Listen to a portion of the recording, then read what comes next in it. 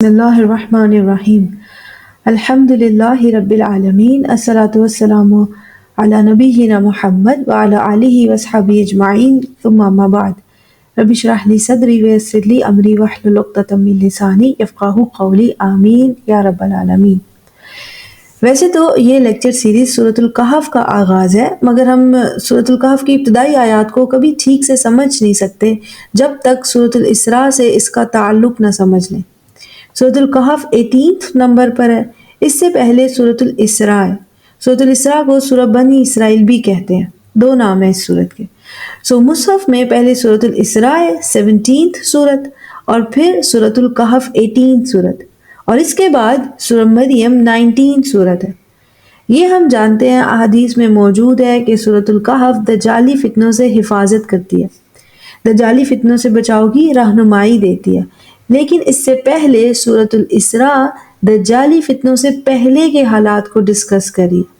خاتمہ دجال عیسیٰ علیہ السلام کے ہاتھوں ہوگا، اس لیے آپ نوٹ کریں کہ سورۃ الکہف کے فوراً بعد سورہ مریم ہے، جس میں عیسیٰ علیہ السلام کی پیدائش کا ذکر ہے۔ تو ان تینوں صورتوں کی ترتیب میں خاص حکمت ہے۔ پہلے سورۃ الاسراء ہے، پھر سورہ کہف ہے مصحف میں، اور پھر سورہ مریم۔ سورۃ الاسراء اور سورہ کہف کے الفاظ میں بھی کافی سملیرٹی موجود ہے، جیسے ابھی ہم سورۃ الکہف کے ابتدائی الفاظ کو سورہ اسراء سے کمپیئر کریں گے۔ سورہ کہف کے آغاز میں اللہ تعالیٰ نے فرمایا الحمدللہ الذی انزل علی عبدہ الکتاب، کل حمد کل ثنا صرف اللہ تعالیٰ کے لیے۔ سورۃ الاسراء کا اختتام بھی حمد پر ہے، اللہ تعالیٰ نے آخری آیت کا آغاز کیا ہے وَقُلِ الْحَمْدُ لِلَّهِ الَّذِي لَمْ يَتَّخِذْ وَلَدًا۔ سورۃ الکہف کے آغاز میں رسول اللہ صلی اللہ علیہ وسلم کا ذکر ہے، اللہ تعالیٰ نے فرمایا الحمدللہ الذی انزل علی عبدہ الکتاب، کل حمد کل ثنا صرف اللہ تعالیٰ کے لیے ہے جس نے اپنے بندے پر کتاب نازل کی۔ سورۃ الاسراء کا آغاز ہے سبحان الذی اسری بعبدہ لیلا، وہاں بھی عبدہ ریپیٹ ہو رہا ہے۔ سورۃ الکہف کے آغاز میں قرآن کی تعریف بیان ہوئی ہے، اللہ تعالیٰ نے فرمایا وَلَمْ يَجْعَلْ لَهُ عِوَجًا قَيِّمًا، اس کتاب میں کوئی ٹیڑھ نہیں ہے، it's straight and upright۔ یہی تعریف قرآن کے بارے میں سورہ اسراء میں بھی موجود ہے۔ اللہ تعالیٰ نے فرمایا اِنَّ هَذَا الْقُرْآنَ يَهْدِي لِلَّتِي هِيَ أَقْوَمُ، یقیناً یہ قرآن ہدایت کرتا ہے، یہ اقوم ہے، اسٹریٹ ہے، اپرائٹ ہے۔ آپ دیکھیں قرآن کی بہت سی صفات ہیں جو قرآن میں موجود ہیں، جیسے یاسین والقرآن الحکیم، جیسے قرآن کو کتاب مبین کہا گیا، قرآن میں فرقان کہا گیا۔ لیکن غور کریں کہ سورۃ الکہف اور سورہ اسراء دونوں میں قرآن کی سیم خوبی ہائی لائٹ کی گئی ہے کہ یہ قیم ہے۔ سورہ کہف میں اللہ تعالیٰ نے فرمایا بأسن شدید، یہ الفاظ استعمال فرمایا۔ یہی سیم الفاظ بأس شدید سورۃ الاسراء میں بھی موجود ہیں۔ دونوں صورتوں میں ان الفاظ کا استعمال سیاق یعنی کانٹیکس کے حساب سے بالکل مختلف ہے، لیکن یہ الفاظ ان دونوں صورتوں میں سب سے بڑا تعلق ہے۔ آپ اسے ایسے سمجھ سکتے ہیں کہ سورۃ الاسراء پہلا مرحلہ ہے، فرسٹ سٹیج، اور سورۃ الکہف دوسرا مرحلہ ہے، سیکنڈ سٹیج۔ سورہ مریم تھرڈ مرحلہ، تھرڈ سٹیج ہے۔ سورہ کہف کو کہہ سکتے ہیں یہ مرحلہ بأس شدید ہے۔ تو very soon we will understand what is the meaning of بأس شدید۔ سورہ کہف کے آغاز میں مومنین کے لیے بشارت ہے، یہی سیم الفاظ سورہ اسراء کے آغاز میں بھی موجود ہے، آیت نمبر 9 میں۔ اللہ تعالیٰ نے فرمایا وَيُبَشِّرَ الْمُؤْمِنِينَ الَّذِينَ يَعْمَلُونَ الصَّالِحَاتِ، بس فرق دونوں صورتوں میں کیا ہے کہ سورہ کہف میں موجود ہے ان لہم اجرا حسنا، اور سورہ اسراء میں ہے ان لہم اجرا کبیر۔ ایک اور سملیرٹی ہے کہ سورہ کہف میں ارشاد ہے، اللہ تعالیٰ نے فرمایا وَيُنذِرَ الَّذِينَ قَالُوا اتَّخَذَ اللَّهُ وَلَدًا، یہ کتاب وارن کر دیا ان لوگوں کو جو کہتے ہیں کہ معاذ اللہ کا کوئی بیٹا ہے۔ سورۃ الاسراء کے اختتام پہ بھی سیم ٹاپک ہے وَقُلِ الْحَمْدُ لِلَّهِ الَّذِي لَمْ يَتَّخِذْ وَلَدًا۔ جس ٹاپک پہ سورۃ الاسراء ختم ہو رہی ہے، آپ دیکھیں گے وہی ٹاپک ہے جس سے سورہ کہف کا آغاز ہو رہا ہے۔ سورہ کہف کا موضوع بھی بشارت اور انذار ہے، خوشخبری دینا، وارن کرنا، جیسے کہ اس کی ابتدائی آیات سے ظاہر ہے۔ وَيُبَشِّرَ الْمُؤْمِنِينَ اور وَيُنذِرَ الَّذِينَ قَالُوا اتَّخَذَ اللَّهُ وَلَدًا۔ سو اسراء میں بھی یہی موضوع ہے۔ اللہ تعالیٰ نے وہاں فرمایا وَمَا أَرْسَلْنَاكَ إِلَّا مُبَشِّرًا وَنَذِيرًا، ہم نے آپ کو صرف خوشخبری دینے والا اور وارن کرنے والا بنا کر بھیجا ہے۔ سورۃ الاسراء کے آغاز میں بھی بشارت اور انذار کی آیات ہیں، اس کے پہلے رکوع کے اختتام پہ۔ یہ سورۃ الاسراء اور سورہ کہف کا تعلق الفاظ کے اعتبار سے تھا جو ابھی ہم نے دیکھا۔ موضوع کے ٹاپک کے اعتبار سے بھی سورہ اسراء اور سورہ کہف کا گہرا تعلق ہے۔ سورہ کہف کے مقام اور ابتدائی الفاظ کو سمجھنا ممکن نہیں اگر سورۃ الاسراء کا آغاز ٹھیک سے سمجھنا ہو۔ اس لیے ایز اے پری کورس پہلے ہم سورۃ الاسراء کی ابتدائی آیات کو کچھ سمجھیں گے، پھر سورہ کہف شروع کریں گے۔ سورۃ الاسراء کا آغاز بہت خوبصورت ہے۔ یہ بالکل ایسے ہی ہے جیسے کوئی ناول ہوتا ہے، پہلے ایک چیپٹر پھر ناول کا دوسرا چیپٹر۔ آہستہ آہستہ دونوں چیپٹر میں مل جاتے ہیں، دونوں چیپٹر میں کوئی سملیرٹی نظر آنے لگتی ہے۔ اسی طرح سورۃ الاسراء کی پہلی آیت مختلف موضوع ہے، دوسری آیت بالکل مختلف موضوع ہے۔ بعد میں یہ دونوں ٹاپکس آپس میں مضبوط تعلق ظاہر کرتے نظر آتے ہیں۔ پہلی آیت کا موضوع رسول اللہ صلی اللہ علیہ وسلم کا واقعہ معراج ہے، دوسری آیت کا موضوع قوم بنی اسرائیل ہے۔ پہلی آیت کا ٹاپک معراج شریف کا واقعہ ہے، سبحان الذی اسری بعبدہ۔ دوسری آیت کا ٹاپک بنو اسرائیل کا ذکر ہے، وہاں اللہ تعالیٰ نے فرمایا وَآتَيْنَا مُوسَى الْكِتَابَ وَجَعَلْنَاهُ هُدًى لِبَنِي اسرائیل۔ اسی لیے اس صورت کے دو نام ہیں، الاسراء اور بنی اسرائیل، اور یہ دونوں نام توقیفی ہیں، یعنی وحیاً اللہ تعالیٰ نے رسول اللہ صلی اللہ علیہ وسلم کو بتائے ہیں۔ یہ دونوں نام اس صورت کے مضامین پر خاص اثر رکھتے ہیں۔ ایک اور بات بھی سمجھ لیں کہ رسول اللہ صلی اللہ علیہ وسلم کا سفر معراج ہجرت مدینہ سے 1 سال پہلے ہوا تھا، تقریباً 1 سال پہلے۔ مکہ میں واقعہ معراج ہوا اور اس کے تقریباً 15 سے 17 مہینوں بعد رسول اللہ صلی اللہ علیہ وسلم کی ہجرت مدینہ۔ اور واقعہ معراج شریف کے بھی اصل میں 2 حصے ہیں۔ پہلے رسول اللہ صلی اللہ علیہ وسلم مسجد الحرام یعنی مکہ سے بیت المقدس گئے، مسجد اقصی تشریف لے گئے۔ سفر کے اس حصے کو، پہلے حصے کو الاسراء کہتے ہیں، اور پھر مسجد اقصی سے ہی آسمانوں کی طرف سفر ہے، اس حصے کو المعراج کہا جاتا ہے، عروج یعنی بلندی کا سفر۔ پہلے مکہ سے فلسطین کے علاقوں کا سفر، سفر الاسراء کہا جاتا ہے اسے، اور پھر وہیں سے آسمانوں کی طرف سفر المعراج۔ اس لیے اس واقعے کو پورا نام کیا لیا جاتا ہے؟ الاسراء والمعراج۔ اس صورت میں صرف پہلے حصے کا ذکر ہے الاسراء کا، دوسرے حصے المعراج یعنی آسمانوں کی طرف سفر، اس کا ذکر سورہ نجم میں ہے۔ یہ بات نوٹ کریں کہ یہ صورت واقعہ اسراء والمعراج کے پہلے حصے کی طرف اشارہ دے رہی ہے، سبحان الذی اسری بعبدہ۔ دوسرے حصے کی طرف اس صورت میں کوئی اشارہ نہیں ہے۔ پہلی آیت میں رسول اللہ صلی اللہ علیہ وسلم کے پہلے سفر کے پہلے حصے کا ذکر ہے، اور اگلی آیت میں بنو اسرائیل کا ذکر آ جاتا ہے۔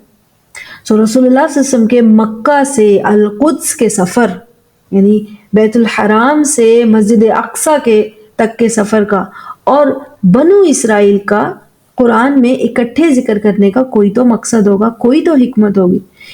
ان دونوں میں کوئی تعلق ضرور ہے جو اللہ تعالیٰ نے تمام انسانوں کی ہدایت کے لیے ان دونوں ٹاپکس کو کمبائن فرما دیا، الاسراء اور بنی اسرائیل۔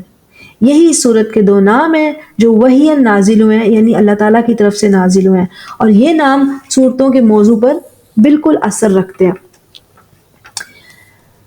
سورہ اسراء کا آغاز ہے سبحان الذی اسری بعبدہ، پاک ہے وہ ذات، ہر کمی ہر عیب سے پاک ہے وہ ذات جو اپنے بندے کو خفیہ سفر پر لے گیا رات کو۔ اسراء کا معنی ہوتا ہے سیر فی خفا، خفیہ سفر، سیکرٹ ٹریول۔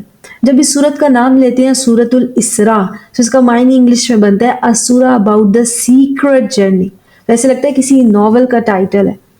تو بعض لوگوں کو یہ غلطی لگتی ہے کہ اسراء کا معنی رات کا سفر ہے، سیر فی اللیل، یہ معنی ٹھیک نہیں ہے، اور اس کا ثبوت یہ ہے کہ قرآن میں اس لفظ کے ساتھ اللہ تعالیٰ نے لیل کا لفظ الگ سے منشن فرمایا۔ اگر اسراء میں رات کا معنی موجود ہوتا تو اس کے ساتھ لیل کا لفظ الگ سے لگانے کی ضرورت نہیں تھی. جیسے یہاں پر ہے کہ سبحان الذی اسرا بعبدہ لیلا، پاک ہے وہ ذات جو اپنے بندے کو خفیہ سفر پر لے گیا. کب لے گیا؟ رات کو. اگر اسراء کا معنی رات کا سفر ہو تو لیل کے لفظ کا کیا معنی بنے گا؟ اسی لیے اکثر معنی لکھا ہوتا ہے کہ پاک ہے وہ ذات جو اپنے بندے کو راتوں رات سفر پر لے گیا، تاکہ اسراء میں بھی رات کا معنی کنسیڈر ہو جائے اور لیل میں بھی رات کا معنی، تو راتوں رات کہہ دیتے ہیں، لیکن یہ ٹھیک نہیں ہے. اسراء کا معنی ہوتا ہے خفیہ سفر. سورہ دخان میں اللہ تعالیٰ نے فرمایا فَاسْرِ بِعِبَادِی لیلاً، میرے بندوں کو خفیہ طور پر رات کے وقت لے کر نکلو. اسی طرح سورۃ الحجر میں ہے فَاسْرِ بِأَہْلِکَ بِقِطْعٍ مِّنَ اللَّیْلِ، اپنے گھر والوں کے ساتھ خفیہ سفر کرو رات کے کسی حصے میں. سورہ فجر میں بھی اللہ تعالیٰ نے رات کی قسم کھائی ہے اور فرمایا وَاللَّیْلِ اِذَا یَسْرِ، قسم ہے رات کی جب وہ خفیہ سفر کرے، یعنی آہستہ آہستہ ختم ہو. انٹرسٹنگلی عربی میں کہتے ہیں امراض سریہ، ایسے مرض جو خفیہ طور پر پھیلتے ہیں، سلو، مطلب جیسے جو وائرسز سے، بیکٹیریا سے پھیلتے ہیں، جیسے فلو ہو گیا، کرونا وائرس ہو گیا، کنٹیگیس ڈیزیزز، یعنی ان کو عربی میں امراض سریہ کہتے ہیں. سو ہم یہ تو نہیں کہہ سکتے نا کہ وہ امراض جو رات کو پھیلتے ہیں. اسراء کا معنی خفیہ سفر ہے، اور آیت میں رات کا اضافہ یہ بتا رہا ہے کہ یہ سیکرٹ جرنی، یہ خفیہ سفر رات کے وقت ہوا تھا. سبحان الذی اسرا بعبدہ لیلاً، کیا ہی زبردست ہے وہ ذات، ہر کمی سے پاک ہے وہ ذات جو اپنے بندے کو خفیہ سفر پر لے گیا رات میں. اور یہ سفر ہوا کہاں تک کا تھا؟ من المسجد الحرام الی المسجد الاقصی. مسجد الحرام یعنی کعبہ بیت اللہ، اور مسجد اقصی یعنی القدس بیت المقدس جو فلسطین میں ہے. سو اللہ تعالیٰ نے رسول اللہ صلی اللہ علیہ وسلم کو ڈائریکٹلی آسمان کے سفر پر نہیں بلایا، بلکہ اس سفر میں الاقصی کو بھی شامل فرمایا. کوئی تو حکمت ہوگی کہ زمین کے تمام خطوں کو چھوڑ کر مسجد الحرام سے رسول اللہ صلی اللہ علیہ وسلم کو مسجد الاقصی ہی لے جایا گیا، اور پھر وہاں سے آسمانوں کی طرف کا سفر شروع ہوا. مسجد الحرام وہ مقام ہے جہاں بیت اللہ ہے، اللہ تعالیٰ کا گھر. قرآن میں اللہ تعالیٰ نے فرمایا ہے اِنَّ أَوَّلَ بَيْتٍ وُضِعَ لِلنَّاسِ لَلَّذِي بِبَکَّةَ، یقیناً پہلا گھر جو انسانیت کے لیے بنا وہ ہے جو مکہ میں ہے.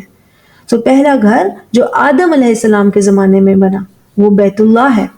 ابراہیم علیہ السلام نے اس گھر کو ری بلڈ کیا تھا، پہلی بار نہیں بنایا تھا. انسانوں کی خلافت کا آغاز اسی مقام سے ہوا. سب سے پہلے انسان یہاں موجود تھے.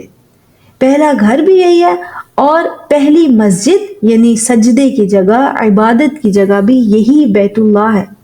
رسول اللہ صلی اللہ علیہ وسلم کی حدیث ہے، صحیح حدیث ہے یہ. ابو ذر غفاری رضی اللہ تعالیٰ عنہ نے پوچھا یا رسول اللہ ایو مسجد وضع اول، اے اللہ کے رسول سب سے پہلے کون سی مسجد بنی تھی؟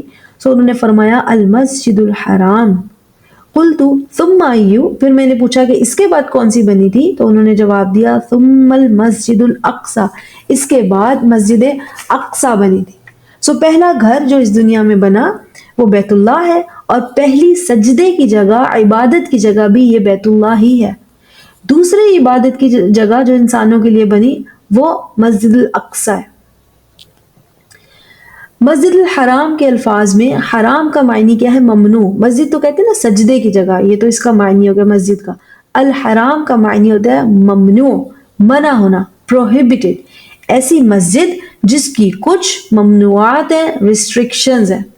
جیسے دنیا میں خاص مقامات کی کچھ ریسٹرکشنز اور رولز ہوتے ہیں. صدارتی دفتر میں آپ گھر جیسا بیہیو نہیں کر سکتے. اسی طرح مسجد الحرام وہ عظیم مقام ہے جہاں کے کچھ رولز اور ریسٹرکشنز ہیں، اور یہ رولز اور ریسٹرکشنز اللہ تعالیٰ کی سیٹ کرتے ہیں، کیونکہ یہ بیت اللہ ہے، اللہ کا گھر. جیسے یہاں قتال ممنوع ہے، لڑائی جھگڑا، قتل و غارت وغیرہ. حرمت الصید ہے، یعنی شکار کرنا ممنوع ہے. سب سے بڑی حرمت ممنوعات میں سے وہ یہ ہے کہ اس گھر کو کوئی ختم نہیں کر سکتا. جیسے ابرہہ الاشرم آیا تھا اپنے ہاتھیوں کے لشکر کے ساتھ، ایسے موقع پر اللہ تعالیٰ نے ثابت کیا کہ یہ کوئی عام مقام نہیں ہے، یہ دنیا کا کوئی عام گھر نہیں ہے. ہذا ممنوع، this is not allowed. سورۃ الفیل میں اسی کی طرف اشارہ ہے، الم تر کیف فعل ربک باصحاب الفیل، کیا آپ نے دیکھا نہیں کہ آپ کے رب نے اصحاب فیل کے ساتھ کیا کیا؟ وہ آئے تھے بیت اللہ کو گرانے، مگر اللہ تعالیٰ نے یہ ہونے نہیں دیا، میریکلسلی، معجزاتی طور پر۔ تو اس واقعے کے قرآن میں ہونے کا یہی مقصد ہے کہ ابرار الاشرم کے واقعے سے ظاہر ہو جائے یہ بیت الحرام ہے، مقدس مقام۔ رسول اللہ صلی اللہ علیہ وسلم کا سفر من المسجد الحرام یعنی مسجد الحرام سے شروع ہوا، عظیم حرمات والی مسجد سے، اور اس مسجد سے مطلب یعنی اس مسجد سے اس سفر کا آغاز تھا، اور یہ سفر کس طرف گیا؟ الی المسجد الاقصی، مسجد اقصی کی طرف۔ مسجد اقصی کے الفاظ میں مسجد تو سجدے کی جگہ کو کہتے ہیں، اقصی کا بھی خاص معنی ہے، زیادہ تر اس کا معنی لیا جاتا ہے بعد، ڈسٹنس، دوری۔ یہ معنی بھی مشہور ہے لیکن یہ نامکمل ہے۔ عربی کا استعمال دیکھیں تو اصل میں اس لفظ کا معنی غایت، مقصد، پرپز ہوتا ہے۔ جیسے عربی میں کہتے ہیں ما اقصی اعمالک، کیا مقصد ہے تمہارے کام کا؟ یا کہتے ہیں استقصى الامور، کسی کام کے مقصد کو ڈسکس کرنا۔ جب آپ ڈسکشن کرتے ہیں، بات چیت، بحث میں مقصد ڈھونڈتے ہیں، اس میں بحث میں انسان دور نکل جاتا ہے، اس لیے اس لفظ کا معنی بعید لیا جاتا ہے۔ یہ معنی بھی ٹھیک ہے، یہ ہائیلی ایکسیپٹڈ معنی ہے، لیکن اس کا غایت اصل معنی ہے اس لفظ کا پرپز، مقصد ہونا۔ اہل مکہ کے لیے یہ نام نیا تھا، اقصی، یہ نام قرآن نے دیا، مسجد الاقصی۔ اہل مکہ مسجد الاقصی کو بیت المقدس کے نام سے جانتے تھے، وہ گھر جو مقدس ہے، بیت گھر، مقدس گھر۔ انہوں نے رسول اللہ صلی اللہ علیہ وسلم سے پوچھا کیا معنی ہے مسجد الاقصی کا؟ رسول اللہ صلی اللہ علیہ وسلم نے فرمایا بیت المقدس۔ فلسطین میں اس زمانے میں، رسول اللہ صلی اللہ علیہ وسلم کے زمانے میں کرسچنز آباد تھے، وہاں یہ مقام بیت المقدس کے نام سے مشہور تھا، یعنی یہ مقام یہود اور نصارہ بھی مانتے ہیں کہ مقدس ہے، ان کی کتابوں میں بھی اس کو مقدس مقام کہا گیا۔ قرآن نے بیت المقدس کو مسجد اقصی کا نام دیا، ایسی عبادت کی جگہ جس کا خاص مقصد ہے۔ رسول اللہ صلی اللہ علیہ وسلم کا سفر قرآن کے الفاظ میں حرمات والی مسجد سے مسجد غایت، مقصد والی مسجد تک تھا۔ ساتھ ہی اللہ تعالیٰ نے فرمایا الذی بارکنا حولہ، وہ مسجد اقصی جس کے ارد گرد ہماری طرف سے برکات ہے، یعنی صرف مسجد اقصی نہیں، اس کے ارد گرد کے مقامات بھی ڈیوائن بلیسنگز والے ہیں، خاص برکات والے۔ القدس کی زمین برکت والی ہے، اس کا ذکر قرآن میں کئی مقامات پر ہے۔ جیسے رسول اللہ صلی اللہ علیہ وسلم نے اپنی قوم سے جب فلسطین داخل ہونے کے لیے کہا تو انہوں نے کیا کہا؟ یا قوم ادخلوا ارض المقدسۃ التی کتب اللہ لکم، ارض مقدس کہا اس کو، میری قوم ارض مقدس یعنی فلسطین میں داخل ہو جاؤ جو اللہ تعالیٰ نے تمہارے لیے لکھ دیا۔ سورہ اعراف میں بھی زمین کے اسی حصے کا ذکر ہے، اللہ تعالیٰ نے فرمایا التی بارکنا فیہا، وہ زمین جسے ہم نے برکات دی ہیں۔ سورہ انبیاء میں ابراہیم علیہ السلام کا فلسطین کی طرف ہجرت کرنے کا ذکر ہے، وہاں اللہ تعالیٰ نے فرمایا وَنَجَّيْنَاهُ وَلُوطًا إِلَى الْأَرْضِ الَّتِي بَارَكْنَا فِيهَا لِلْعَالَمِينَ۔ لوط علیہ السلام ابراہیم علیہ السلام کے بھتیجے تھے اور وہ ابراہیم علیہ السلام پر ایمان لے آئے تھے۔ ابراہیم علیہ السلام نے قرآن کے مطابق ان کے ساتھ اسی برکات والی زمین کی طرف ہجرت کی۔ بعد میں اللہ تعالیٰ نے لوط علیہ السلام کو سدوم اور عمورہ کی بستیوں کی طرف بھیجا رسول بنا کر۔ یہی مقام داؤد اور سلیمان علیہ السلام کا مسکن تھا، فلسطین۔ اللہ تعالیٰ نے اس کے بارے میں سورہ انبیاء میں ذکر کیا الی الارض التی بارکنا فیہا۔ سورہ سبا میں بھی اسی مقام کو برکات والا کہا گیا، اللہ تعالیٰ نے فرمایا وجعلنا بینہم وبین القری التی بارکنا فیہا۔ ان آیات کے اور احادیث کے پیش نظر مفسرون کا بیان یہ ہے کہ مسجد اقصی اور فلسطین یہ مقدس مقام ہے اور اس کے ارد گرد کے علاقے برکات والی زمین ہے۔ اس سرزمین کے لیے اللہ تعالیٰ نے قرآن میں خصوصی برکات کا ذکر فرمایا۔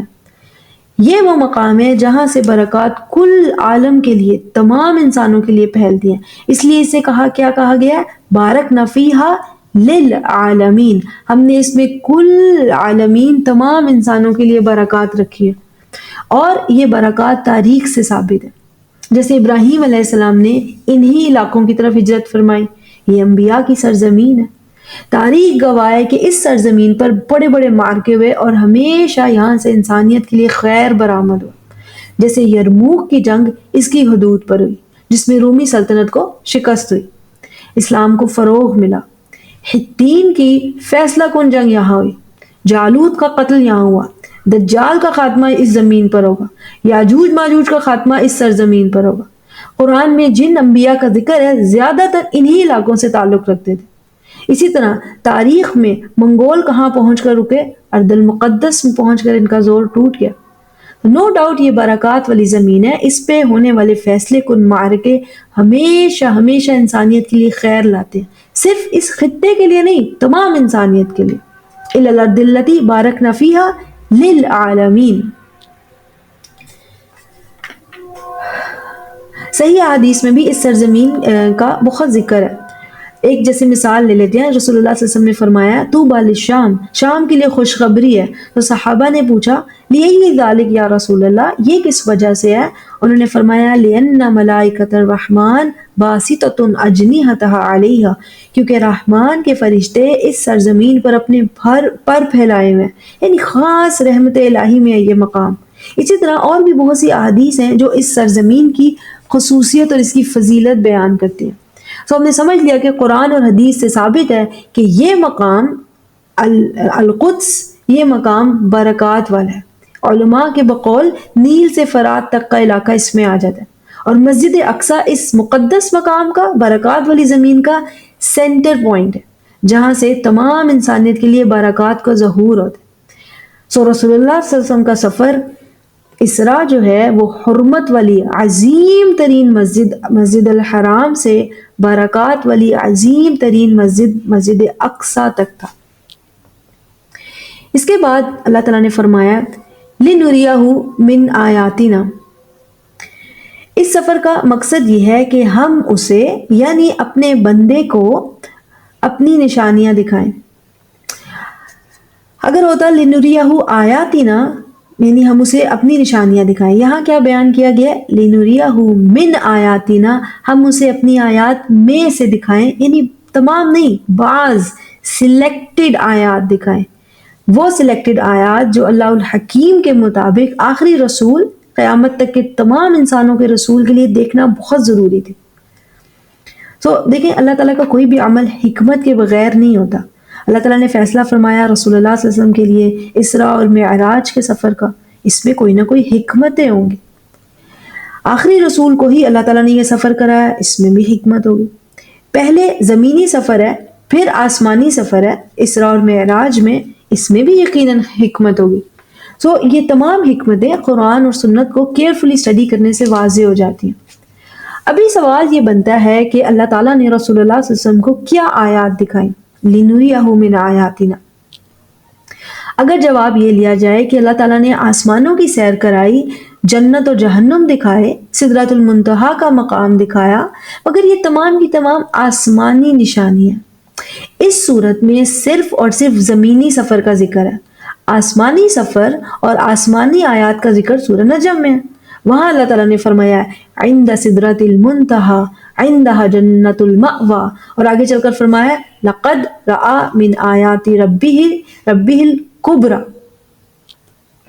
سدرۃ المنتہا جنت المأویٰ کا ذکر ہو رہا ہے۔ اس کے بعد اللہ تعالیٰ نے فرمایا یقیناً اس نے اپنے رب کی سب سے بڑی نشانیوں میں سے بعض کو دیکھا، یعنی تمام بڑی نشانیاں نہیں دیکھی، اللہ تعالیٰ کی بڑی بڑی نشانیاں بے شمار ہیں، ان میں سے بعض اللہ تعالیٰ نے رسول اللہ صلی اللہ علیہ وسلم کو دکھائی۔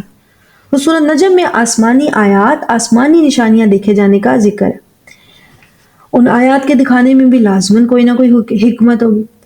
سورۃ الاسراء کا ٹاپک ہی رسول اللہ صلی اللہ علیہ وسلم کا زمینی سفر ہے، سو اس میں زمینی نشانیاں دیکھے جانے کا ہی ذکر ہے۔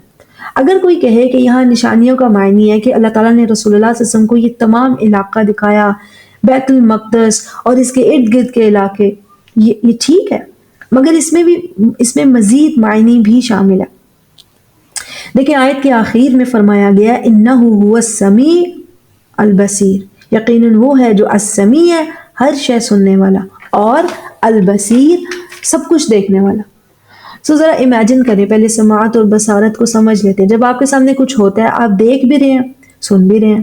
جیسے آپ کوئی ویڈیو دیکھ رہے ہیں تو آپ اس میں پکچرز دیکھ بھی رہے ہیں، سن بھی رہے ہیں، آواز بھی سن رہے ہیں، تصویر بھی نظر آ رہی ہے۔ اللہ تعالیٰ السمیع ہے، ہر شے سننے والا، جس شے کی ہم آواز نہیں سن سکتے وہ سن سکتا ہے، جسے ہم دیکھ نہیں سکتے وہ البصیر ہے، وہ اسے بھی دیکھ سکتا ہے. یعنی یہ اللہ تعالیٰ کا سننا اور دیکھنا بہت ڈیپ ہے. لیکن ساتھ ہی یہ بھی جان لیں کہ اللہ تعالیٰ کا سننا اور دیکھنا ٹائم لیس ہے، وقت کا پابند نہیں ہے. یعنی اس کے لیے مستقبل بھی ماضی کی طرح ہے، سنا ہوا دیکھا ہوا. ایسا نہیں ہے کہ قیامت کے جنت اور جہنم کے واقعات ہوں گے تو پھر اللہ تعالیٰ بتا سکتے ہیں. اللہ تعالیٰ نے بہت سے واقعات قیامت سے ریلیٹڈ، جنت اور جہنم سے ریلیٹڈ قرآن میں ہمیں پہلے ہی بیان فرما دیا.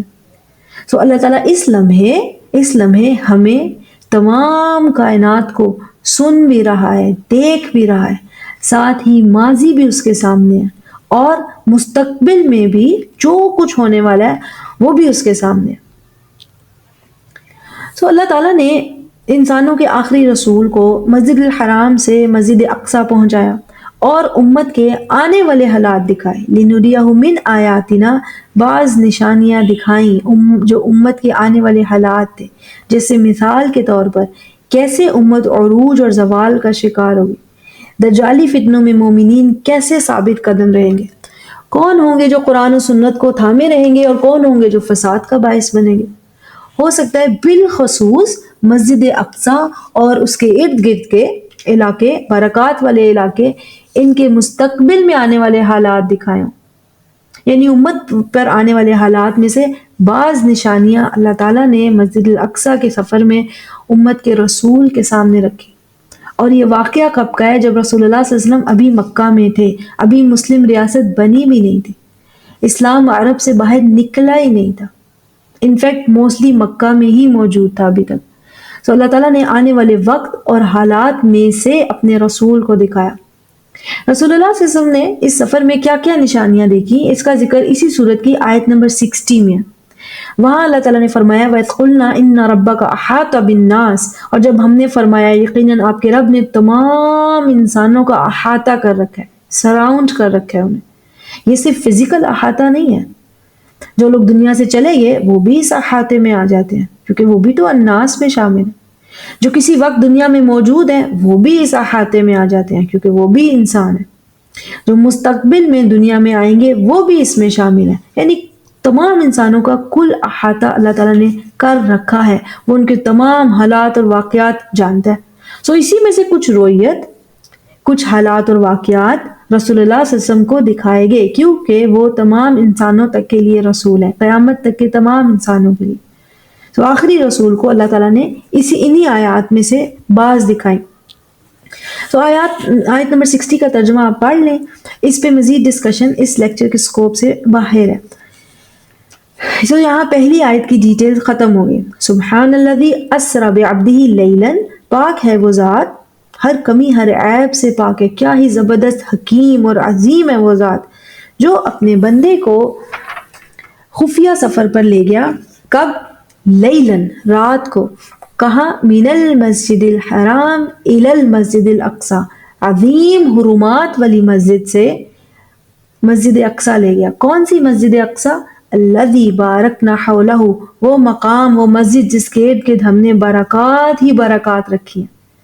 اور اس سفر کا مقصد کیا تھا؟ لِنُرِيَهُ مِنْ آیاتنا، تاکہ ہم اسے اپنی بعض نشانیاں دکھائیں. یہ کیسے ممکن ہے کہ اللہ تعالیٰ کسی انسان کو آنے والے وقت اور حالات دکھا سکے؟ کیونکہ اِنَّهُ هُوَ السَّمِيعُ الْبَصِيرُ، یقیناً وہ ہے جو ہر شے سن بھی رہا ہے، دیکھ بھی رہا ہے. اس کے بعد اگلی آیت ہے وَآتَيْنَا مُوسَى الْكِتَابَ، اور ہم نے موسیٰ علیہ السلام کو کتاب دی. وَجَعَلْنَاهُ هُدًى لِبَنِي إِسْرَائِيل، اور اسے ہدایت کا ذریعہ بنایا بنو اسرائیل کے لیے. کسے ہدایت کا ذریعہ بنایا؟ کتاب کو، یعنی تورات کو ہدایت کا ذریعہ بنایا. یہ معنی بھی ٹھیک ہے. موسیٰ علیہ السلام کو ہدایت کا ذریعہ بنایا کیونکہ آیت میں اسے ہے نا، ہم نے اسے ہدایت کا ذریعہ بنایا. تو موسیٰ علیہ السلام کو ہدایت کا ذریعہ بنایا، یہ معنی بھی ٹھیک ہے کیونکہ رسول عملی ہدایت ہے، کتاب ہدایت بالقول ہے. بات ایک ہی ہے، کتاب الہی، سنت رسول. کتاب الہی، سنت رسول دونوں ہمیشہ ہدایت کا ذریعہ ہوتے.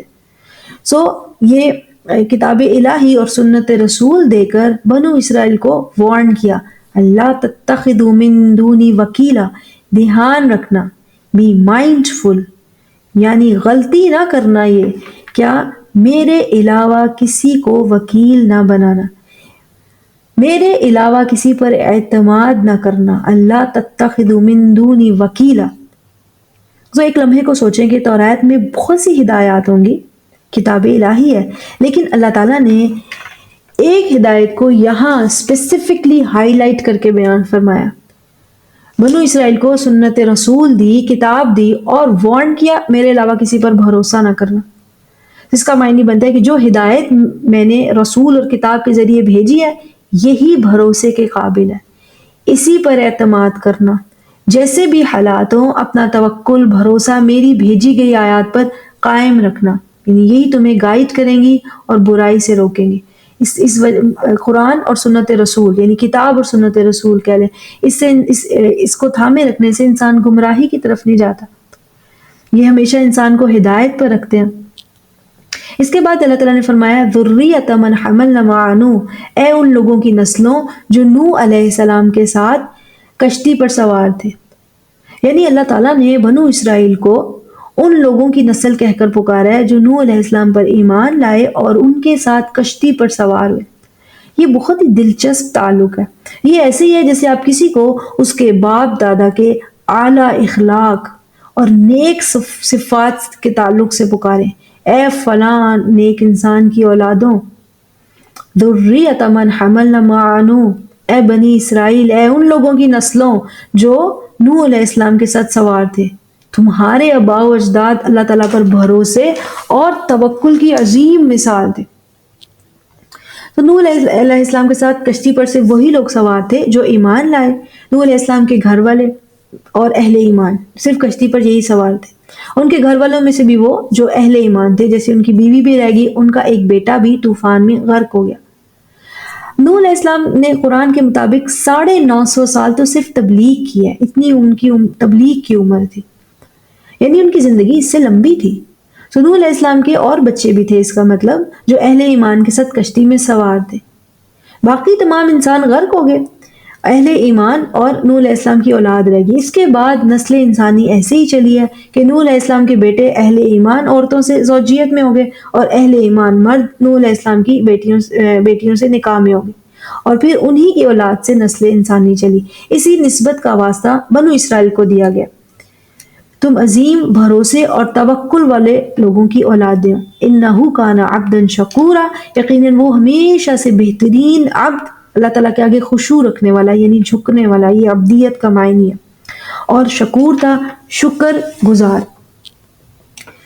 تو اگلی آیت میں اللہ تعالیٰ نے فرمایا وَقَدَيْنَا إِلَى بَنِي إِسْرَائِيلَ، تو جو پہلی 2 آیات تھیں بنی اسرائیل کے بارے میں، یہ تمہید تھی، یہاں سے اب مین بات شروع ہو رہی ہے۔ وَقَدَيْنَا إِلَى بَنِي إِسْرَائِيلَ فِي الْكِتَابِ، اور ہم نے کتاب میں یعنی توریت میں یہ بات بنو اسرائیل تک پہنچا دی تھی، قَدَيْنَا إِلَى یعنی یہ بات پہنچ گئی تھی، جیسے قرآن میں ہے نا کہ فَإِذَا قُضِيَتِ الصَّلَاةُ، پھر جب نماز ختم ہو جائے، مکمل ہو جائے۔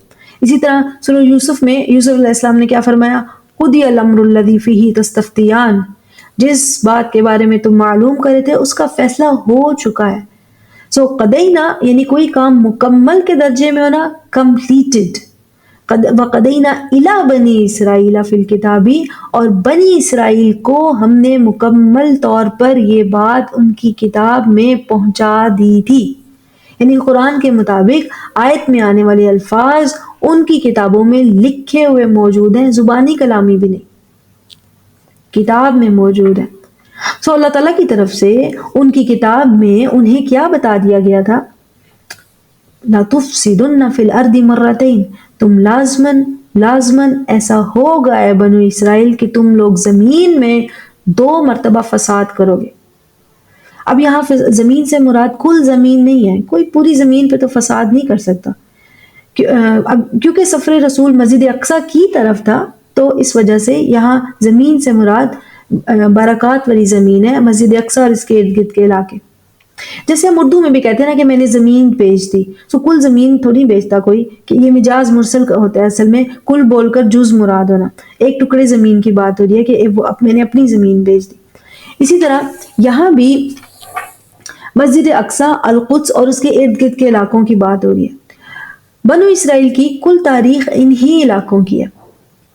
اس کے بعد اللہ تعالیٰ نے فرمایا وَلَا تَعْلُنَّ عُلُوًّا كَبِيرًا، اور تم لازماً بہت بڑائی کا اعلان کرو گے۔ تو یہ پیشن گوئی ہے جو ان کی کتاب تورات میں موجود تھی، اچھی طرح بتا دیا گیا تھا، ان تک یہ بات پہنچا دی گئی تھی۔ اللہ العظیم کا علم جانتا ہے کہ ان میں برائی آئے گی اور یہ زمین میں 2 بار فساد کا باعث بنیں گے۔ تو یہاں یہ بات کہنا بہت ضروری ہے کہ یہ خطاب بنو اسرائیل کے بارے میں، امت مسلمہ کے بارے میں نہیں ہے۔ آیت کے الفاظ بالکل واضح کر رہے ہیں۔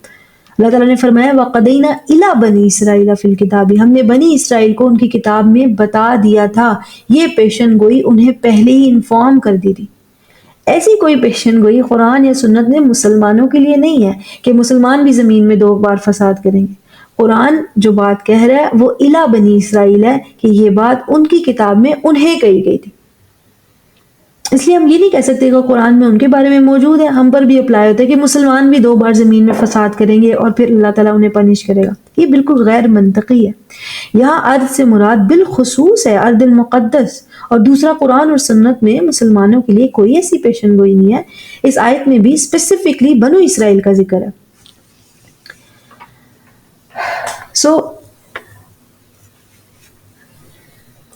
فَإِذَا جَاءَ وَعْدُ أُولَاهُمَا، جب 2 میں سے پہلے وعدے کا، پہلے اپوائنٹڈ ٹائم کا وقت آیا، یعنی جب پہلی پیشن گوئی پوری ہو گئی، وہ وقت آ گیا کہ بنو اسرائیل اللہ تعالیٰ کی اطاعت سے نکل گئے، اوبیڈینس سے، اور ان میں اخلاقی مذہبی گراؤ آ گیا، فساد بہت پھیل گیا، ان میں دین سے بہت دور ہو گئے، یہاں تک کہ انبیاء کو شہید کر دیتے تھے۔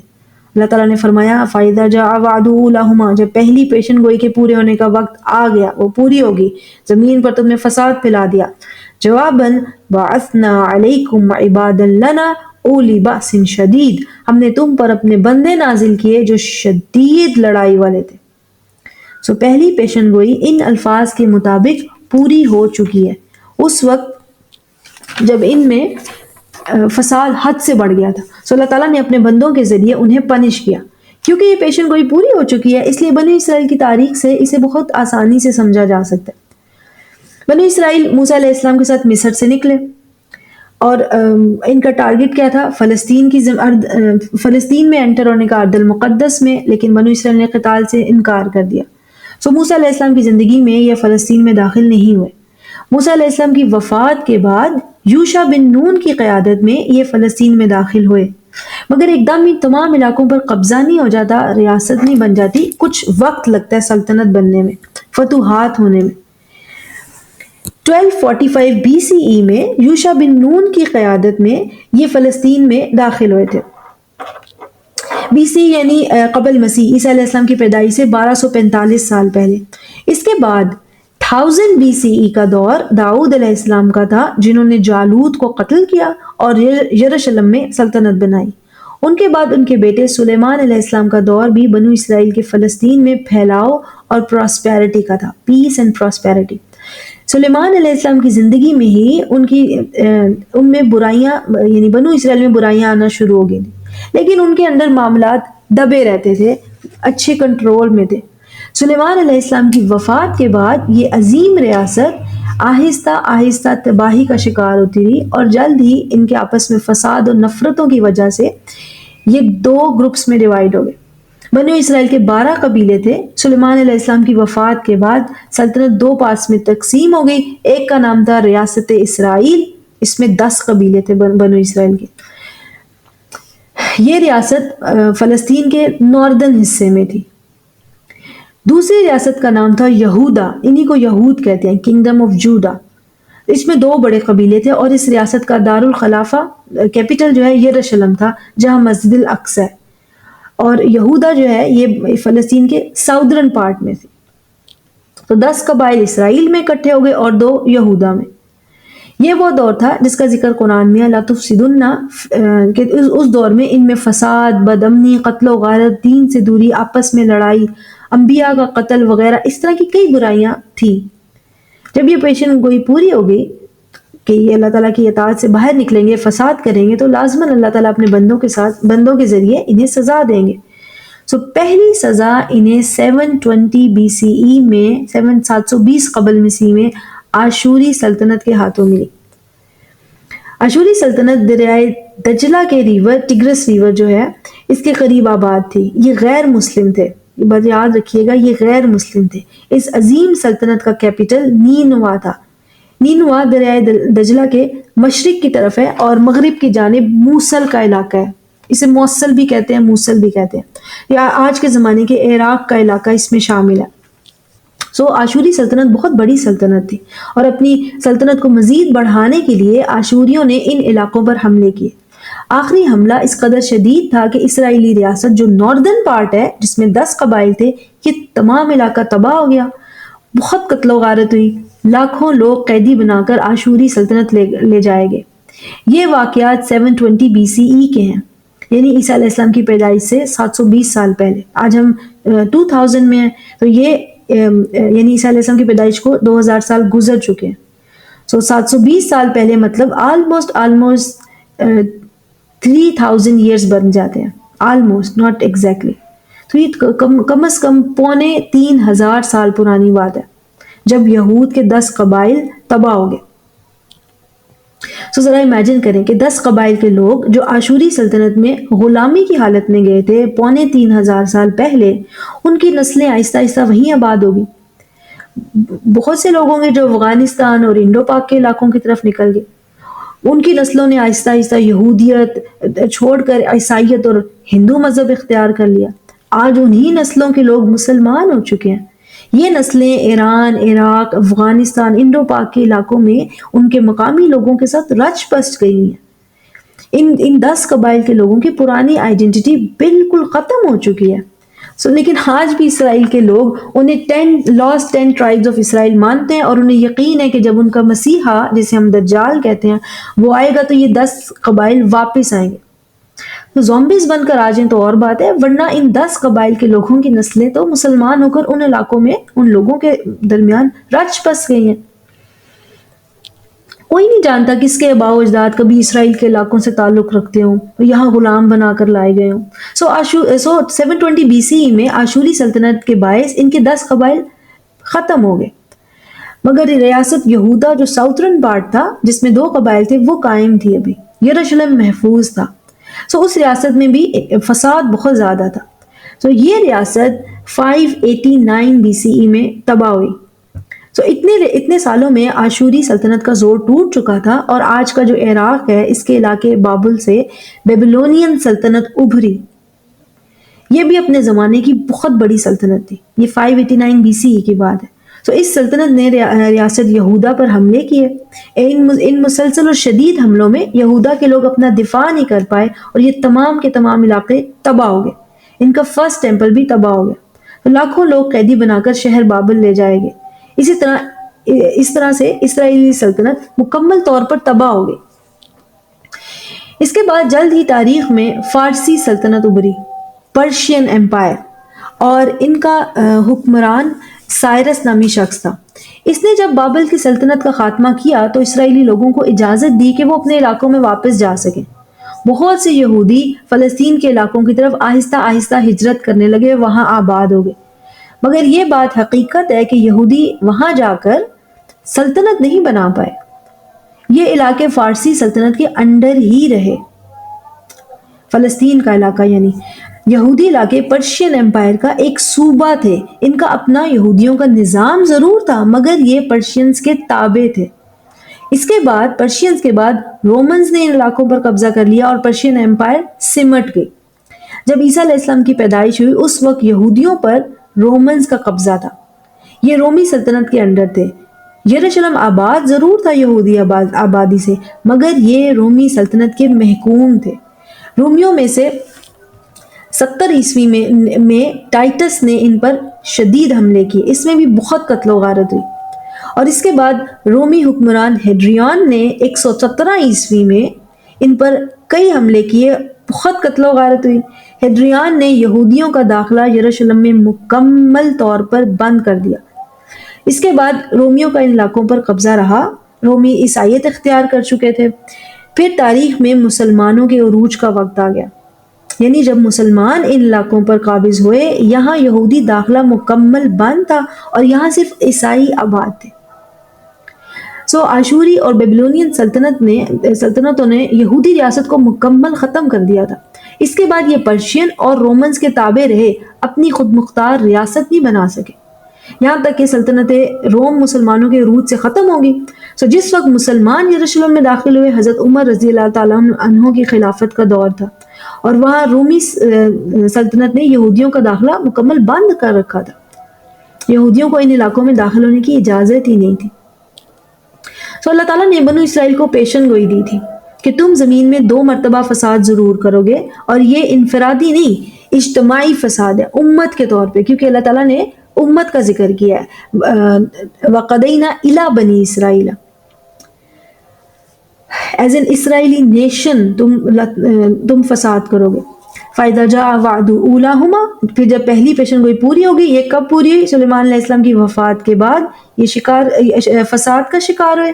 बासना अलैकुम इबादन लना, हमने तुम पर अपने बंदे खड़े किए, उली बासिन शदीद, जो शदीद सख्त थे, शिद्दत वाले थे। और ये कौन थे? आशूरी और बाबुल की सल्तनतों के लोग, जिन्होंने 720 बीसी में और 587 बीसी में यहूदी इलाकों को मुकम्मल तौर पर तबाह कर दिया।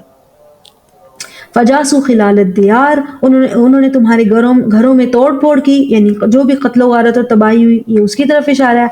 वकान वाद मफ़ऊला, और ये वादा पूरा हो चुका है। कुरान के मुताबिक वकान वाद मफ़ऊला, ये डन हो चुका है वादा।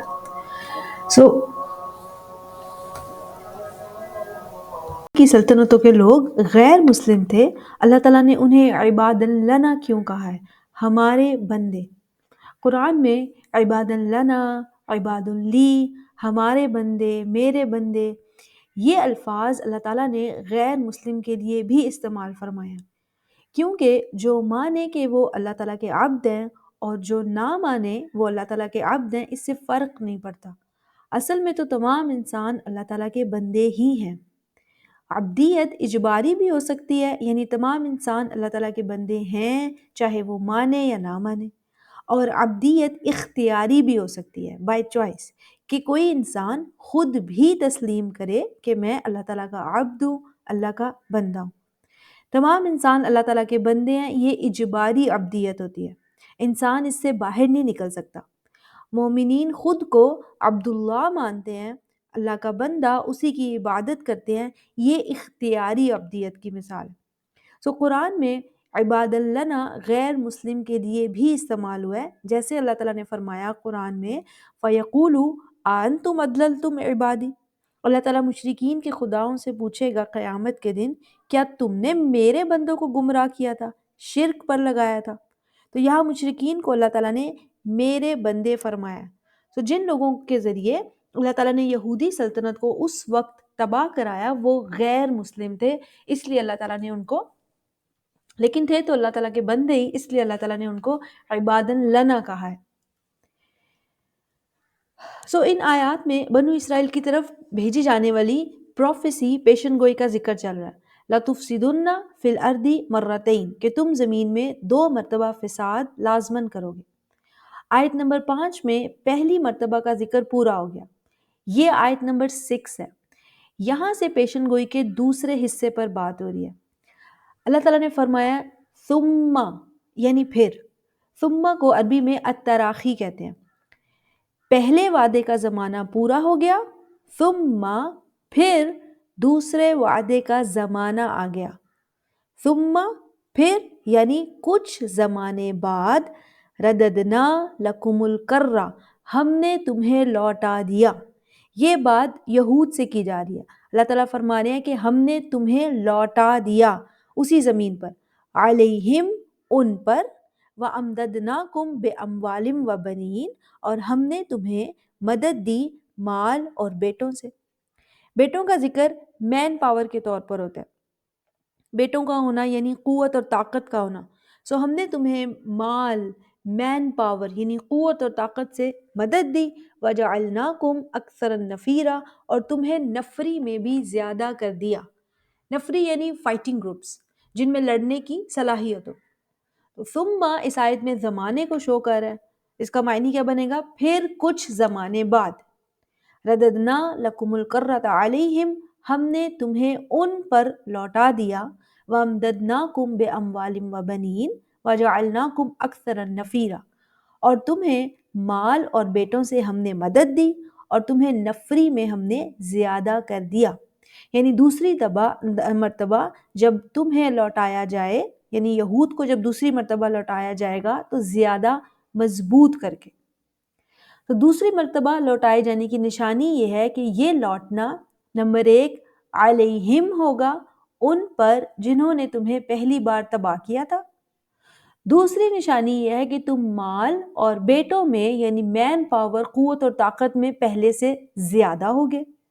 تیسری نشانی یہ ہے کہ تم نفری میں بھی، فائٹنگ گروپس میں بھی پہلے کی نسبت زیادہ ہوگے، تم نفری میں تعداد میں زیادہ بہتر ہوگے۔ اس آیت کا زیادہ تر جو مفہوم لیا جاتا ہے وہ میں ابھی ایکسپلین کروں گی، اس کے بعد ہم اس آیت پر ایک مختلف طرح سے غور کریں گے۔ زیادہ مشہور معنی یہ ہے کہ یہ پیشن گوئی بنو اسرائیل کو 2 بار فساد کرنے پر اللہ تعالیٰ کی طرف سے 2 بار سزا ملے گی، یہ پیشن گوئی ہے۔ پہلی بار سزا جو آیت نمبر 5 میں ڈسکس ہوئی، ہم نے دیکھا کہ جب ہم اس کو تاریخ سے میچ کرتے ہیں تو 720 BCE میں آشوری سلطنت نے ان کے ایک حصے کو تباہ کیا جس کا نام اسرائیل تھا، اور اس میں ان کے 10 قبائل تھے، اور 587 BCE کو بابل کی سلطنت نے ان کے دوسرے حصے کو بھی تباہ کر دیا جس میں 2 قبیلے تھے۔ یروشلم بھی اسی علاقے میں تھا، مسجد اقصیٰ بھی اسی علاقے میں تھی۔ اس طرح آشوری اور بابل کی سلطنت کے ہاتھوں یہ ارض المقدس میں فساد کرنے کی وجہ سے تباہ ہو گئے۔ یہ ان کی نافرمانی کی سزا ہے جس کا وعدہ اللہ تعالیٰ نے فرمایا تھا، تم زمین میں اگر فساد کرو گے میں اپنے بندوں کے ذریعے تمہیں سزا دوں گا۔ پھر جب بابل پر فارسی سلطنت کا غلبہ ہوا اور بابل کی سلطنت ختم ہو گئی، فارسی سلطان سائرس نے یہود کو اسرائیلی علاقوں میں واپس جانے کی اجازت دی۔ یہ مانا جاتا ہے کہ یہ ہے دوسری بار کا لوٹنا جب یہ ارض المقدس میں لوٹے۔ جب یہ وہاں گئے تو انہوں نے ٹیمپل کو دوبارہ سے بنایا، اسے سیکنڈ ٹیمپل کہتے ہیں۔ لیکن کچھ 100 سال بعد رومیوں نے وہاں حملے شروع کر دیے، اور نو ڈاؤٹ اس زمانے میں یہود میں بہت فساد موجود تھا۔ یہ زمانہ عیسیٰ علیہ السلام کی پیدائش کا تھا۔ جیسے یہود نے یحییٰ علیہ السلام کو قتل کیا، عیسیٰ علیہ السلام کو رسول ماننے سے انکار کیا، انہیں صلیب دینے کی کوشش کی، سب سے زیادہ ان کے مذہبی رہنما کرپٹ تھے۔ پھر رومی سلطنت نے ان پر حملے کیے، قتل و غارت کر کے سیکنڈ ٹیمپل بھی گرا دیا اور یروشلم میں ان کا داخلہ بالکل بند کر دیا۔ فارسی سلطان سائرس کے کہنے پر واپس جانے اور رومی سلطنت سے تباہ ہونے کو مفسرون لکھتے رہے کہ یہ دوسری مرتبہ کا وعدہ بھی پورا ہو چکا، یعنی 2 بار فساد اور اس کی وجہ سے 2 بار تباہی کی پیشن گوئی پوری ہو چکی ہے۔ ایک بار آشوری اور بابر سلطنت سے تباہ ہوئے اور دوسری بار رومیوں نے انہیں مکمل تباہ کیا۔ یہ تفسیر ان آیات کی بہت مشہور ہے اور ابھی تک یہ ہائیلی ایکسیپٹڈ ہے، لیکن اس میں بعض سوال ہے۔ سب سے اہم، یہ تفسیر قرآن کے الفاظ پر پوری نہیں اترتی، کیونکہ جب فارسی سلطان کے کہنے پر یہود یروشلم واپس گئے، یہ آزاد ریاست نہیں بنا پائے۔ ان کا اپنا نظام ضرور تھا مگر یہ فارسی سلطنت کا ایک صوبہ تھے، ان کے انڈر تھے۔ اس کے بعد جب رومیوں نے ان پر قابض ہوئے، رومی سلطنت کے دور میں بھی یہود رومی سلطنت کا ایک صوبہ تھے، ان کے ماتحت تھے۔ اب جیسے قرآن میں کہا جا رہا ہے وَأَمْدَدْنَاكُمْ بِأَمْوَالٍ وَبَنِينَ وَجَعَلْنَاكُمْ أَكْثَرَ نَفِيرًا، ہم نے تمہیں مال اور بیٹوں سے مدد دی۔ اگر اللہ تعالیٰ خصوصی مدد کا ذکر فرما رہے ہیں تو یہ مدد بہت ہائی لیول ہوگی، لیکن یہود تو ماتحت رہے، مکمل آزاد نہیں تھے۔ پھر ایک سوال اور بھی کیا جاتا ہے کہ یہ پروفیسی، یہ پیشن گوئی موسیٰ علیہ السلام کے ذریعے توریت میں بنو اسرائیل کو دی گئی تھی 1800 سال بعد، موسیٰ علیہ السلام کے 1800 سال بعد جب رسول اللہ صلی اللہ علیہ وسلم پر قرآن نازل ہوا، تب یہ پیشن گوئی قرآن میں مینشن کرنے کی کیا حکمت ہے؟ یہ کہہ دینا کہ مسلمان بھی یہود جیسا فساد کریں گے، اس وجہ سے یہ موضوع قرآن میں ہے، لیکن اس بات کی قرآن اور سنت میں مسلمانوں کے 2 بار فساد کی کوئی دلیل نہیں ہے۔ اسی صورت کے آغاز میں اللہ تعالیٰ نے اسپیسیفکلی کیٹیگوریکلی فرمایا ہے وَقَدَيْنَا إِلَىٰ بَنِي إِسْرَائِيلَ فِي الْكِتَابِ، ہم نے بنی اسرائیل کو ان کی کتاب میں یہ بات پہنچا دی تھی. یعنی اس پروفیسی کا تعلق، پیشن گوئی کا تعلق ڈائریکٹلی الا بنی اسرائیل ہے، اللہ تعالیٰ کی طرف سے خصوصاً بنی اسرائیل کے لیے.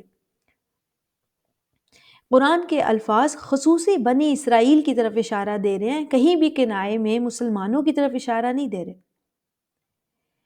ایک اور سوال بھی بنتا ہے کہ اس سورت کی پہلی آیت واقعہ الاسراء کے بارے میں ہے، مکہ سے بیت المقدس کا سفر رسول صلی اللہ علیہ وآلہ وسلم، اور اس کے بعد سیکنڈ سے ایٹ تک آیات بنو اسرائیل کو دی جانے والی پیشن گوئی کے بارے میں.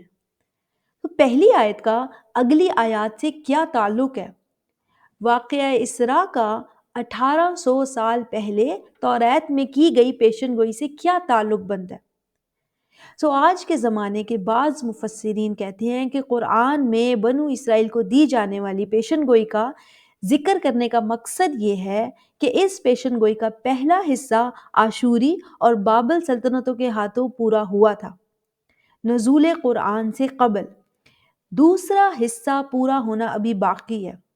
یہود کے دوسری بار ارض المقدس میں داخل ہونے کا تعلق، دوسری بار فساد کا تعلق 1948 میں 1948 میں فلسطین میں ان کی جبرن بننے والی حکومت سے.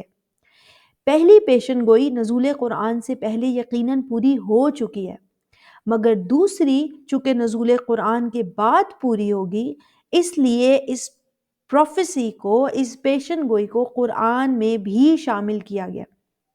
ایک اور وجہ یہ بھی ہے کہ جب یہ صورت نازل ہوئی، یہود کو 500 سال گزر چکے تھے ان مقدس علاقوں سے نکلے ہوئے. قرآن نے الاسراء کے سفر کو اس پیشن گوئی سے جوڑ دیا. پہلی آیت الاسراء کے بارے میں ہے، سفر اسراء کے بارے میں. دوسری آیت سے بنو اسرائیل کی بات شروع ہو جاتی ہے، ان کو دی جانے والی پیشن گوئی کی بات شروع ہو جاتی ہے. ذرا سوچیں کیا تعلق ہے؟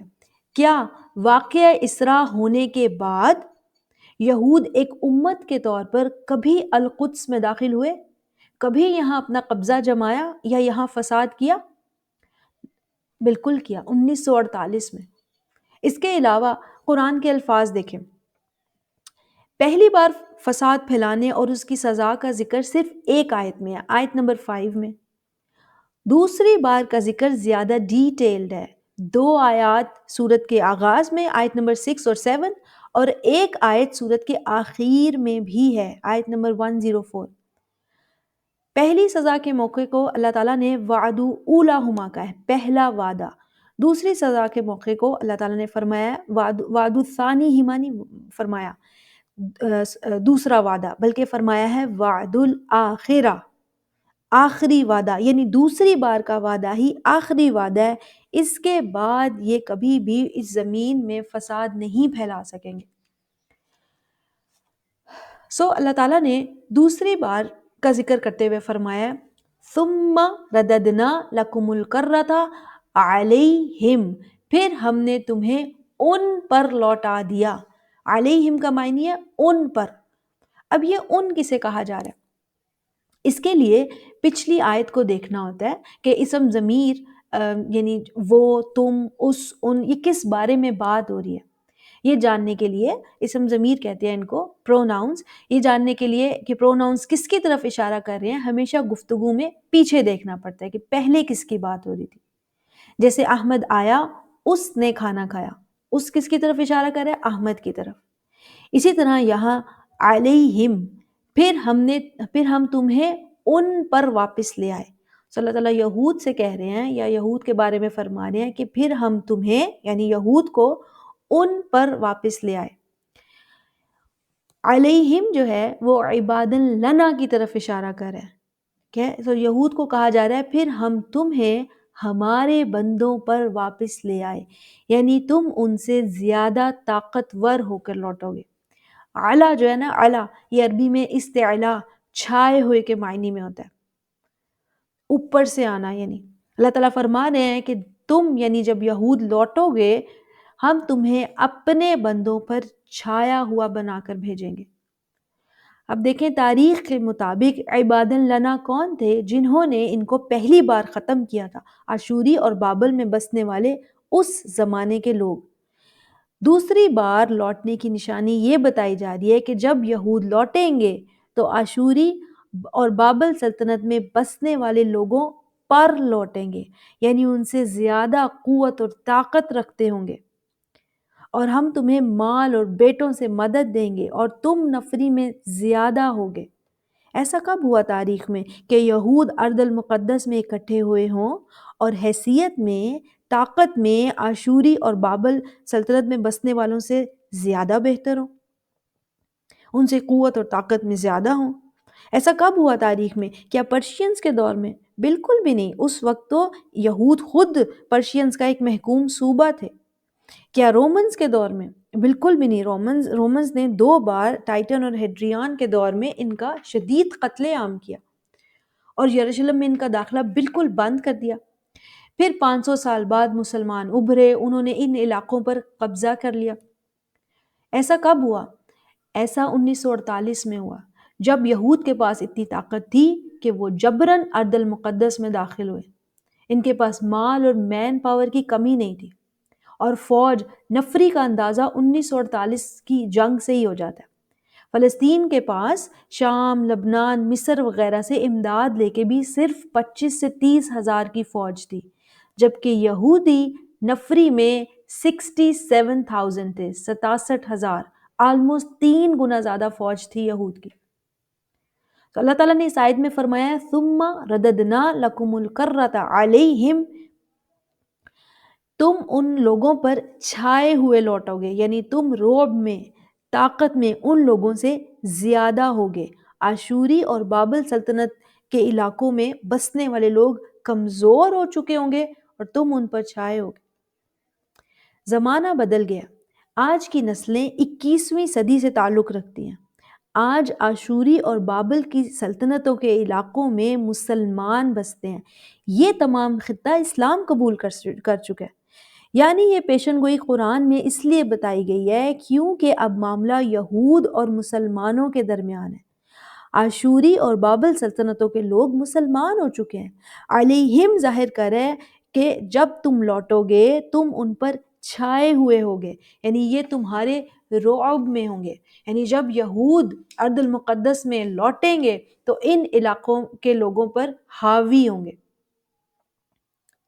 ایسا تاریخ میں تب ہی ہوا ہے جب ان علاقوں کے لوگ مسلمان ہو چکے تھے اور مسلمانوں کے عروج کا نہیں، زوال کا وقت چل رہا تھا۔ مسلمان کمزور تھے۔ قرآن کے الفاظ اور یہ تمام حالات 1948 سے بالکل مطابقت رکھتے ہیں۔ اب بات یہ ہے کہ پہلے کے مفسرون کیوں نہیں سمجھ پائے؟ اس کی وجہ یہ ہے کہ اسلام کے شروع کے دور کے مفسرون اور بنو امیہ، بنو عباس کے دور میں، خلافت عثمانی کے دور میں مفسرون کیسے اندازہ کر سکتے تھے کہ ان کے دور میں یہود جن کے پاس اپنی کوئی زمین نہیں، یروشلم میں ان کا داخلہ ممنوع رہا ہے، جگہ جگہ دنیا میں بکھرے ہوئے ہیں، یہ کبھی اتنے مضبوط ہو جائیں گے کہ ارض المقدس پر قابض ہوں گے؟ تاریخ یعنی ہسٹری کو دیکھتے ہوئے، یہود کی ہسٹری کو دیکھتے ہوئے پچھلے مفسرون نے ان آیات پر تبصرہ کیا۔ آج کے بعض مفسرین بھی حالات دیکھ کر سوچنے پر مجبور ہوئے، اور یہ حقیقت ہے کہ آنے والے وقت کا صحیح علم صرف اللہ تعالیٰ کو ہے۔ انسان اپنے سامنے کے حالات اور واقعات دیکھ کر ہی اپنی سمجھ کا صحیح اظہار کر سکتا ہے۔ اس کے بعد اگلی آیت میں اللہ تعالیٰ نے فرمایا ہے ان احسنتم احسنتم لانفسکم، یعنی اے یہود اگر تم بھلا کرو گے تو اپنے لیے ہی کرو گے، وَإِنْ أَسَأْتُمْ فَلَهَا، اور اگر برا کرو گے تو اس کا وبال بھی تم پر ہی ہوگا۔ اس کا صرف یہ معنی نہیں کہ اچھائی کا اچھا بدلہ، برائی کا برا، بلکہ اس کا معنی ہے کہ اگر تم ایز اے نیشن دوبارہ طاقت پکڑنے پر بھلائی کا باعث رہو گے تو قائم رہو گے، تمہارے لیے ہی بہتر ہوگا۔ اگر تم فساد کرو گے تو ہم تمہیں ویسے ہی اکھاڑ دیں گے جیسے پہلے اکھاڑ دیا تھا۔ اور یہ بات جو توریت میں یعنی اولڈ ٹیسٹمنٹ میں ایک بار نہیں بار بار موجود ہے. ان کے انبیاء کے اقوال بھی ہیں کہ اگر اللہ تعالیٰ کی اطاعت کرو گے تو پھلو پھولو گے، امن پاؤ گے، پیس اینڈ پراسپیرٹی ملے گی. اگر فساد کرو گے تو اللہ تعالیٰ اپنے بندے بھیج کر تمہیں سزا دے گا. اللہ تعالیٰ اپنے بندے بھیج کر تمہیں سزا دے گا. قرآن میں اللہ تعالیٰ نے فرمایا عباد لنا، ہمارے بندے، اور توریت میں اللہ تعالیٰ نے فرمایا میرے بندے، میں اپنے بندوں کے ذریعے تمہیں سزا دوں گا. سو ایک امت کے طور پر کلیکٹیولی ایز این امت ارض المقدس میں اطاعت کرو گے تو امن اور خوشحالی ملے گی، جیسے کہ داؤد اور سلیمان علیہ السلام کے دور میں ملی تھی. لیکن اگر فساد کرو گے تو میں اپنے بندے بھیج کر تمہیں سزا دوں گا. یہ توریت اولڈ ٹیسٹمنٹ کے الفاظ ہیں. یہی بات یہاں وارننگ کے طور پر کہی جا رہی ہے کہ جب تم دوبارہ انٹر ہوگے، ان احسنتم لانفسکم، اگر تم بھلا کرو گے تو تمہارا ہی بھلا ہوگا. وَإِنْ أَسَأْتُمْ فَلَهَا، اور اگر تم برائی کرو گے تو اس کا وبال تمہاری جانوں پر ہی ہوگا، تمہیں سزا ضرور ملے گی. یعنی فَإِذَا جَاءَ وَعْدُ الْآخِرَةِ، پھر جب آخری وعدے کا وقت آ پہنچا. آخری وعدہ کیا ہے؟ دوسری بار فساد پر سزا کا وعدہ. جب اس کا وقت آ پہنچا، دوسرے وعدے کو اللہ تعالیٰ نے وعد الآخرہ فرمایا کہ یہ دوسرا فساد آخری فساد بھی ہے، اس کے بعد انہیں قیامت تک موقع نہیں ملے گا ارض المقدس میں فساد کرنے کا. سو پھر جب آخری سزا کا وقت آ پہنچے، آخری وعدے کا وقت آ پہنچے، اس کا وقت پورا ہو جائے، لیسوء وجوہکم، وہ تمہارے چہرے بگاڑ دیں گے. وہ یعنی ہمارے بندے تمہارے چہرے بگاڑ دیں گے. تمہارے کسے کہا جا رہا ہے؟ یہود کو. ہمارے بندے عباد لنا آئیں گے اور تمہارے چہرے بگاڑ دیں گے. اب دیکھیں جو اس آیت میں آپ غور کریں گے کہ تمام کے تمام فعل مضارع یوز ہوئے ہیں. فعل مضارع عربی میں حال اور مستقبل کے لیے استعمال ہوتا ہے. پہلے وعدے پر اللہ تعالیٰ نے کیا فرمایا تھا؟ بعثنا فعل ماضی ہے آیت نمبر 5 میں.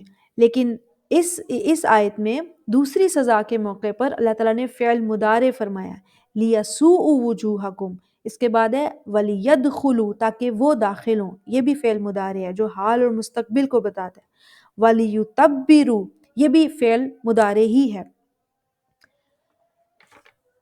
سو اللہ تعالیٰ نے فرمایا فَإِذَا جَاءَ وَعْدُ الْآخِرَةِ، جب آخری وعدے کا وقت آ پہنچے گا، لِيَسُوءُ وُجُوهَكُمْ، تاکہ وہ تمہارے چہرے بگاڑ دیں. یعنی ہم اپنے بندے بھیجیں گے تاکہ وہ تمہارے چہرے بگاڑ دیں. یہ پہلی جوابی کارروائی ہے یہود کے خلاف. چہرے کا بگڑنا مجازی معنی میں، حقیقی معنی میں نہیں ہے. یعنی دنیا کے سامنے تمہارا چہرہ بگاڑ دیں گے، تمہیں بے نقاب کر دیں گے، تمہارا اصل چہرہ ظاہر کر دیں گے. یعنی جو یہود نے جیسے انٹرنیشنل میڈیا کے ذریعے خود کو مظلوم ثابت کرنے کی بہت کوشش کی، اپنا اصل چہرہ چھپانے کی کوشش کی، اپنا سیلف ڈیفینس کیا، مگر دنیا کے سامنے ان کا ریئل فیس ایکسپوز ہوتا جا رہا ہے. کیسے وہ بچوں اور عورتوں پر ظلم کرتے ہیں، لوگوں کو بھوک سے مار رہے ہیں، قتل و غارت کرتے ہیں. یہ سب لیسوء وجوہکم ہے، وہ تمہارے چہرے بگاڑ دیں گے. وَلِيَدْخُلُوا الْمَسْجِدَ كَمَا دَخَلُوهُ أَوَّلَ مَرَّةٍ، اور وہ مسجد میں داخل ہوں گے جیسے پہلے داخل ہوئے تھے. تو یاد رکھیں یہ نسلوں کی طرف اشارہ ہے، یعنی وہی جنہوں نے تمہیں پہلی بار سزا دی تھی وہی دوبارہ مسجد میں داخل ہوں گے. اب کی بار وہ آشوری اور بابل سلطنتوں کی نسلیں ہوں گی جو مسلمان ہو چکی ہیں. اور مسجد کون سی مسجد کی طرف اشارہ ہے؟ پہلی آیت میں الاسراء کے سفر میں رسول اللہ صلی اللہ علیہ وسلم کو کس مسجد کی طرف پہنچایا گیا تھا؟ مسجد الاقصی. اسی کی طرف اشارہ ہے کہ مسلمان پھر سے مسجد میں داخل ہوں گے انشاءاللہ. رسول اللہ صلی اللہ علیہ وسلم کا سفر جو مسجد اقصی کی طرف تھا، اور یہاں پھر سے مسجد اقصی میں داخل ہونے کا ذکر بہت بڑا تعلق ہے کہ امت رسول کی ہی بات ہو رہی ہے. پہلے آیت میں رسول اللہ صلی اللہ علیہ وسلم کو وہاں پہنچایا گیا، اور اب امت کی بات ہو رہی ہے کہ وہ بھی مسجد میں داخل ہوں گے. سو یہاں پہلی اور بعد میں آنے والی آیات اکٹھی ہو گئی ہیں. رسول اللہ صلی اللہ علیہ وسلم کے سفر کا اور ان آیات کے اکٹھے ہونے کا کوئی تو تعلق ہے، اور وہ تعلق یہی ہے کہ دوسری پیشن گوئی، دوسری سزا یہود کو مسلمانوں کے ہاتھوں ملے گی. اس کے بعد آیت میں ہے وَلِيُتَبِّرُوا مَا عَلَوْا تَتْبِيرًا، اور جو کچھ بھی اعلیٰ اور بلند ہوگا وہ اسے ہلاک کر دیں گے، تباہ کر دیں گے۔ یعنی ظلم کے نظام بہرحال ختم ہو ہی جاتے ہیں، اور یہ اللہ تعالیٰ کا وعدہ ہے۔ یہ سورۃ الاسراء کا آغاز تھا، جو واقعہ اسراء اور بنو اسرائیل کو دی جانے والی پیشن گوئی کو ڈسکس کر ہے۔ اس کے بعد اس سورت کا درمیانی حصہ مسلمانوں کی تربیت کے بارے میں ہے، امت مسلمہ کی انفرادی اور اجتماعی تربیت۔ سورۃ الاسراء کے آخری حصے میں آپ دیکھیں گے کہ یہی موضوع، یہی پیشن گوئی دوبارہ دہرائی جا رہی ہے۔ سورۃ الاسراء کا آغاز اور اختتام بار بار یہود کو دی جانے والی پیشن گوئی کی طرف اشارہ کر ہے۔ سورۃ الاسراء کی آیت نمبر 103 میں پھر سے بنو اسرائیل کا ذکر ہے، اور بنو اسرائیل کے ساتھ فرعون کا ذکر بھی ہے۔ اور آیت نمبر 104 میں اللہ تعالیٰ نے فرمایا وَقُلْنَا مِن بَعْدِهِ لِبَنِي اسرائیل، اور اس کے بعد یعنی فرعون کے غرق ہونے کا ذکر چل رہا تھا آیت نمبر 103 میں۔ فرعون کے بعد ہم نے بنی اسرائیل سے کہا، کیا کہا؟ اسکن الارض، زمین میں سکونت اختیار کرو۔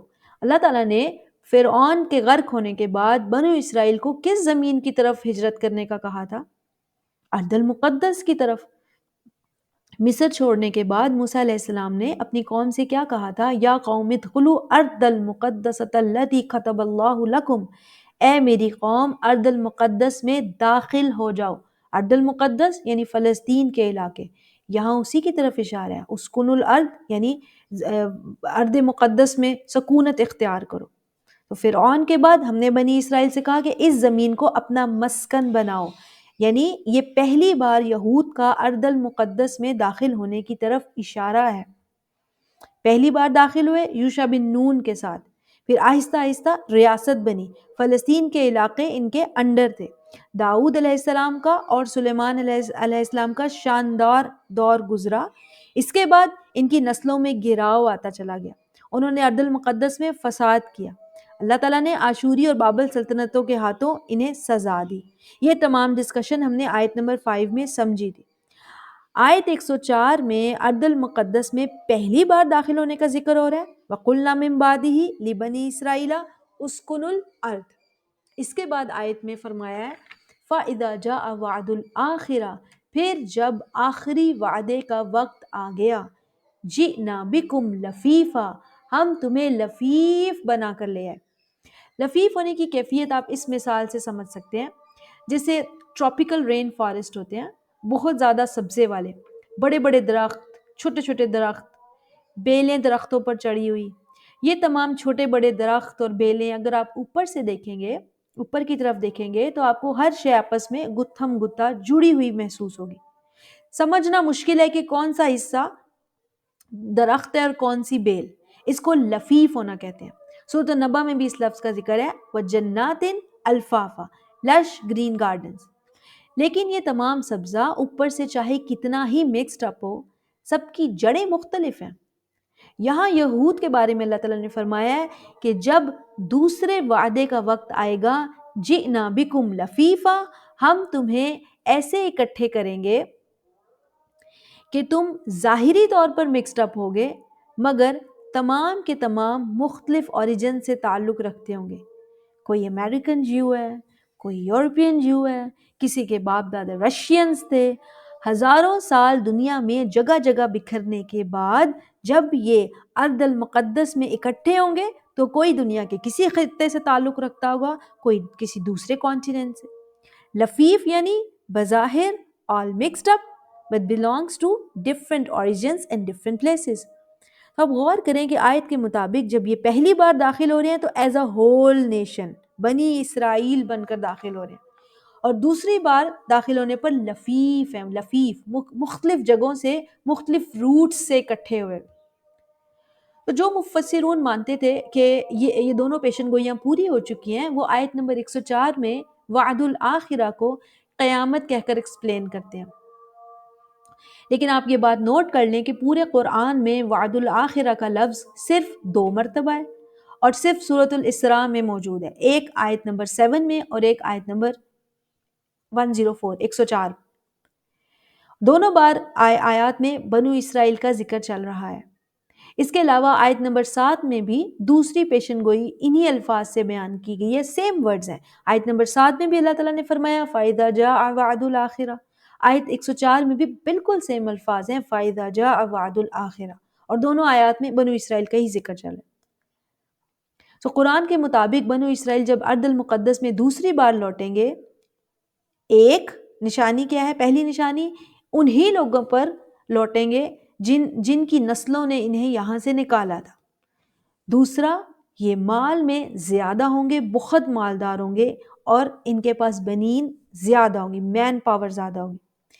تیسرا، ان کے پاس نفری بہت ہوگی، فائٹنگ گروپس۔ چوتھا، یہ ارض المقدس میں لفیف ہو کر لوٹیں گے۔ یہ تمام الفاظ یہود کے 1948 میں اسرائیلی ریاست بنانے پر 100% پورے اترتے ہیں۔ اس کے بعد 104 آیت کے بعد 105 اور 6 قرآن کی اور رسول اللہ صلی اللہ علیہ وسلم کی شان میں ہے۔ آیت نمبر 107 میں اللہ تعالیٰ نے فرمایا قُلْ آمِنُوا بِهِ أَوْ لَا تُؤْمِنُوا، کہو تم اس پر ایمان لاؤ یا نہ لاؤ۔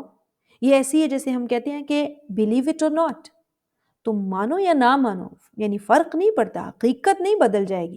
آمنوا بہ او لا تؤمنوا، تم اس پر ایمان لاؤ یا نہ لاؤ، تم اسے مانو یا نہ مانو۔ اسے یعنی قرآن، کیونکہ پچھلی آیات میں قرآن کا ذکر چل رہا تھا، تم قرآن کو مانو یا نہ مانو۔ اگر ذرا سا غور کریں تو یہاں قرآن بار بار وعد الآخرہ کی پیشن گوئی کو ریپیٹ کر رہا ہے، یعنی آیت نمبر 104 میں بھی وعد الآخرہ کا ذکر چل رہا ہے۔ سو ڈائریکٹلی یا انڈائریکٹلی یہ کہا جا رہا ہے آمنو بھی او لا تؤمنو، تم اس پیشن گوئی کو مانو یا نہ مانو۔ ان الذین اوتوا العلم من قبلہ، یقیناً وہ لوگ جنہیں اس سے پہلے علم دیا گیا، یعنی اس قرآن سے پہلے، یا کہہ لیں کہ اس پیشن گوئی کے ظاہر ہونے سے پہلے علم دیا گیا۔ اوتوا العلم، علم والے لوگ۔ زیادہ تر غلطی یہ لگتی ہے کہ اوت العلم یعنی اہل کتاب یہود اور نصارہ، انہیں علم دیا گیا تھا، لیکن نوٹ کر لیں کہ قرآن میں یہود و نصارہ کو کبھی بھی اوت العلم نہیں کہا گیا، علم والے نہیں کہا گیا، انہیں کہا گیا اوت الکتاب، کتاب والے۔ کتاب میں موجود علم کے بارے میں ان کا رویہ سورہ جمعہ میں اللہ تعالیٰ نے فرمایا کما یحمل اسفارا، کتاب لے کے ان کا رویہ ایسے ہے جیسے گدھے پر کتابیں لا دی ہوں، یعنی اہل کتاب ہیں وہ، اوت العلم انہیں کہا گیا ہے، لیکن اوت الکتاب انہیں کہا گیا ہے، لیکن اوت العلم کبھی نہیں کہا گیا، علم والے نہیں کہا گیا۔ علم والے یعنی ایز اے جنرل، جیسے سائنسی علم بھی ایک علم ہے، حالات حاضرہ کا علم بھی ایک علم ہے، دینی علم بھی علم ہی ہے، یعنی کوئی بھی اسپیسیفک علم یہاں مراد نہیں ہے۔ سو قل آمنوا بہ او لا تؤمنوا، کہو تم چاہے اس وعد الآخرہ پر، اس پیشن گوئی پر ایمان لاؤ یا نہ لاؤ، اسے مانو یا نہ مانو۔ ان الذین اوتوا العلم من قبلہ، یقیناً وہ لوگ جنہیں اس پیشن گوئی کے ظہور سے قبل علم دیا گیا، اذا یتلی علیہم، جب ان پر پڑھا جاتا ہے، یعنی ایک طرف وہ قرآن کی پیشن گوئی دیکھتے ہیں، دوسری طرف اپنے علم کے مطابق حالات حاضرہ، دنیا کے حالات اور واقعات دیکھتے ہیں۔ تو ایک طرف قرآن کی پیشن گوئی ان پر پڑھی جاتی ہے اذا یتلی علیہم، دوسری طرف وہ علم والے حالات حاضرہ، دنیا کے حالات اور واقعات دیکھتے ہیں۔ سو وہ یہ دیکھ کر وہ کہتے ہیں واللہ، قرآن تو وہی کچھ 1400 سال پہلے بتا رہے ہیں جو آج سچ میں ظاہر ہو رہا ہے۔ یخرون للاذقان سجدا، وہ چہرے کے بل سجدے میں گر جاتے ہیں۔ وَيَقُولُونَ سُبْحَانَ رَبِّنَا إِن كَانَ وَعْدُ رَبِّنَا لَمَفْعُولًا، اور وہ کہتے ہیں کہ ہر کمی، ہر عیب سے پاک ہے ہمارا رب، وہ پرفیکٹ ہے، یقیناً ہمارے رب کا وعدہ ضرور پورا ہو کر ہی رہتا ہے۔ وَيَخِرُّونَ لِلْأَذْقَانِ يَبْكُونَ، اور وہ چہرے کے بل روتے ہوئے سجدے میں گر جاتے ہیں۔ وَيَزِيدُهُمْ خُشُوعًا، اور ان میں عاجزی اور ہیوملٹی بڑھ جاتی ہے۔ یہ آیت سجدہ ہے۔ سو آپ نے دیکھا کہ سورۃ الاسراء کا آغاز اور اختتام ایک ہی ٹاپک پر بات کر رہا ہے۔ ابتدائی آیات اور آخری آیات میں بنو اسرائیل کا ذکر ہے، اسرائیلی ریاست کے قیام کی پیشن گوئی کا ذکر ہے، قرآن کا ذکر ہے۔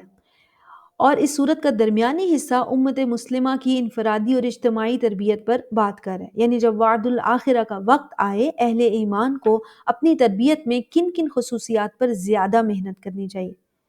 جیسے درمیانی آیات میں ایمان پر زور ہے، شرک کی ممانعت پر آیات ہیں، حقوق العباد پر بہت زور ہے، والدین سے حسن سلوک کرو، انہیں اف تک نہ کہو، اور اولاد کو غربت کے باعث قتل نہ کرو، یتیم اور مساکین کے حقوق کا ذکر ہے، پھر یہ بھی ہے کہ زمین پر اکڑ کر نہ چلو، ناپ تول پورا کرو، نماز کی تاکید ہے۔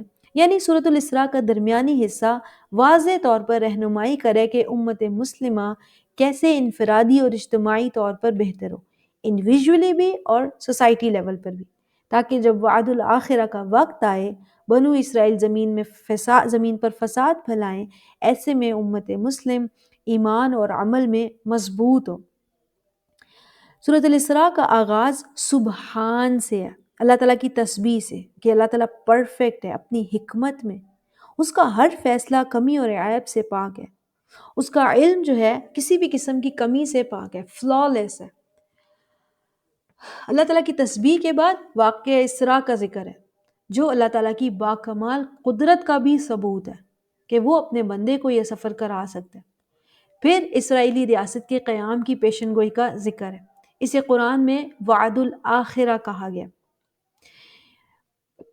اس صورت کا اختتام حمد پر ہے، سورۃ الاسراء کا، وَقُلِ الْحَمْدُ لِلَّهِ، کہو کل حمد کل ثنا، ہر طرح کی تعریف اللہ تعالیٰ کے لیے۔ الحمدللہ کیوں کہا جاتا ہے؟ جب کوئی کام مکمل ہوتا ہے ہم کہتے ہیں الحمدللہ۔ اللہ تعالیٰ نے صورت میں مرحلہ وعد الآخرہ، پیشن گوئی جو آنے والے حالات کی طرف اشارہ دے رہی ہے، اسے مکمل طور پر بیان کر دیا اور فرمایا وَقُلِ الْحَمْدُ اور کہو الحمدللہ۔ اس پیشن گوئی کا بیان مکمل ہوا۔ سورۃ الاسراء مرحلہ وعد الآخر ہے، جو بتا رہی ہے کہ اسرائیلی ریاست کا قیام ہوگا اور یہ دوسری بار ارض المقدس میں فساد کا باعث بنیں گے، اور واضح طور پر یہ قیام نزول قرآن کے بعد ہوگا، تبھی اس پیشن گوئی کو قرآن میں ذکر کیا گیا۔ ساتھ ہی یہ صورت امت مسلمہ کو رہنمائی دیتی ہے کہ ایسے وقت میں انہیں اپنی تربیت کیسے کرنی ہے۔ سورۃ الاسراء ختم ہوئی، اس کے بعد سورۃ الکہف ہے۔ سورۃ الکہف کو آپ مرحلہ بأس شدید کہہ سکتے ہیں، اللہ تعالیٰ کے دشمنوں کے خلاف کارروائیوں کا دور۔ اس لیے سورۃ الکہف کے بالکل آغاز میں اللہ تعالیٰ نے فرمایا لِيُنذِرَ بَأْسًا شَدِيدًا مِن لَدُنْ، یہ قرآن وارن کرتا ہے بأس شدید، سخت سزا، انٹینس پنشمنٹ کے بارے میں، جو ڈائریکٹلی اللہ تعالیٰ کی طرف سے ہوگی۔ کس کے لیے ہوگی؟ اللہ کے نیک بندوں کے لیے نہیں، اللہ تعالیٰ کے دشمنوں کے لیے۔ سورۃ الاسراء مرحلہ کیا ہے؟ وعد الآخرہ، اسرائیلی ریاست کے قیام کی پیشن گوئی کا ذکر، اور سورۃ الکہف کیا ہے؟ مرحلہ بأس شدید۔ یہ ہے ان دونوں صورتوں میں تعلق، اسرائیلی فساد کے خلاف کارروائیوں کے دور، اس کے بارے میں گائیڈ کرتی ہے یہ صورت۔ اللہ تعالیٰ نے اسے فرمایا بأسً شدید من لدن، سخت سزا جو ڈائریکٹلی اللہ تعالیٰ کی طرف سے ہوگی۔ یہ دجالی دور ہوگا، اس وقت یہ وقت اہل ایمان کے لیے بہت مشکل ہوگا۔ فتنوں اور فساد کے مقابل اپنے ایمان کو مضبوطی سے تھامے رکھنا ہوگا۔ یہ کیسے ہوگا؟ اس کے لیے رہنمائی سورۃ الکہف دیتی ہے۔ سورۃ الاسراء بیان کریے وہ وقت جب ریاست اسرائیل کا قیام ہوگا، ایسے میں مسلمانوں کو اپنی کیا تربیت کرنی ہے۔ سورۃ الکہف بیان کرتی ہے وہ وقت جب ریاست اسرائیل کا زوال شروع ہو جائے گا، اللہ تعالیٰ کی طرف سے اس کے بندے اسرائیلی فساد کے خلاف کھڑے ہوں گے۔ تو ایسے مشکل وقت میں امت مسلمہ کو کیا رہنمائی چاہیے، اس کا بیان سورۃ الکہف میں ہے۔ پہلے اصحاب الکہف کا ذکر کیا گیا کہ اپنے ایمان کی حفاظت کیسے کرنی ہے، پھر باغ والے کی طرح دنیا پرست نہیں ہونا، موسیٰ علیہ السلام کا قصہ سنا کر سمجھایا گیا کہ اللہ تعالیٰ کی حکمت پر بھروسہ کرنا، چاہے ظاہری معاملات سمجھ سے باہر ہو، اور پھر عروج پانے پر، کامیابی ملنے پر ذوالقرنین جیسا عدل و انصاف قائم کرنا۔ تو ایک اور بات نوٹ کر لیں کہ سورۃ الاسراء میں پہلی پیشن گوئی پورے ہونے پر اللہ تعالیٰ نے سزا کا ذکر فرمایا اور فرمایا بعثنا علیکم عبادا لنا اولی بأس شدید۔ اللہ تعالیٰ نے ارض المقدس میں پہلی بار اسرائیلی فساد کو اپنے بندوں کے ذریعے ختم کیا۔ کون سے بندے؟ جو بأس شدید والے تھے، ان سخت سزا دینے والے۔ اس کے مقابل دوسرے فساد پر باس شدید کا کوئی ذکر سورۃ الاسراء میں نہیں ہے، جبکہ سورۃ الکہف کے آغاز میں باس شدید کا ذکر ہے، باسن شدید من لدن۔ اگر سیرت کو دیکھیں، سیرت رسول صلی اللہ علیہ وسلم کو، رسول اللہ صلی اللہ علیہ وسلم سفر اسراء والمعراج پر گئے۔ اللہ تعالیٰ نے رسول اللہ صلی اللہ علیہ وسلم کو پہلے مکہ سے مسجد الاقصیٰ کا سفر کرایا، پھر معراج کا۔